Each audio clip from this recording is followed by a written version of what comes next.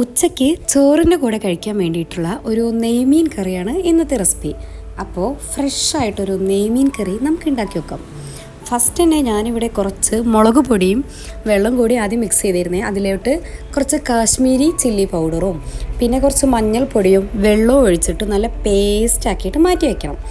ഇത് പേസ്റ്റാക്കി വെച്ചതിന് ശേഷം നമ്മളൊരു മൺചട്ടി എടുത്തിട്ട് അതിലേക്ക് ആവശ്യത്തിനുള്ള ഓയിൽ ഒഴിക്കാം. പിന്നെ കുറച്ച് ഉലുവ, കുറച്ച് പെരുംജീരകം, കറിവേപ്പിലയും കൂടിയിട്ട് ഒന്ന് പൊട്ടിക്കുക. അതിനുശേഷം അതിലേക്ക് ആവശ്യത്തിനുള്ള ഒരു തക്കാളിയും കൂടി പീസാക്കിയിട്ട് ഇട്ട് കൊടുക്കുക. എന്നിട്ട് നന്നായി മാറ്റി വെച്ചിട്ടുണ്ടല്ലോ, ഈ പേസ്റ്റും കൂടി ആഡ് ചെയ്തിട്ട് നല്ലോണം ഒന്ന് മിക്സ് ചെയ്ത് കൊടുക്കുക. അതിൻ്റെ ഒരു പച്ചമണം മാറി നല്ലോണം മസാല റെഡി ആയിട്ട് വരുന്ന ഈ നേരത്ത് അതിലേക്ക് നമ്മൾ കുറച്ച് പുളി സോക്ക് ചെയ്ത് വെച്ചിട്ടുണ്ടായിരുന്നു, ആ ഒരു പുളിവെള്ളം കൂടി ആഡ് ചെയ്ത് കൊടുക്കുക. അങ്ങനെ ഈ പുളിവെള്ളം ആവശ്യത്തിനൊഴിച്ച് പിന്നെ ആവശ്യത്തിനുള്ള ചൂടുവെള്ളം കൂടി ഞാനിവിടെ കുറച്ച് ചേർക്കുന്നുണ്ട്. തിളപ്പിച്ച് ഉള്ള ആ വെള്ളമായാലും മതി. പച്ചമുളക് ഇട്ടിട്ട് അടച്ച് വെക്കുക. അടച്ച് വെച്ച് കുറച്ച് കഴിയുമ്പോൾ ഇത് കുറുകി റെഡിയായി വരുന്ന നേരത്ത് ഇതിലോട്ട് നമ്മുടെ ഫ്രഷ് ആയിട്ടുള്ള നെയ്മീൻ ആഡ് ചെയ്ത് കൊടുക്കാം.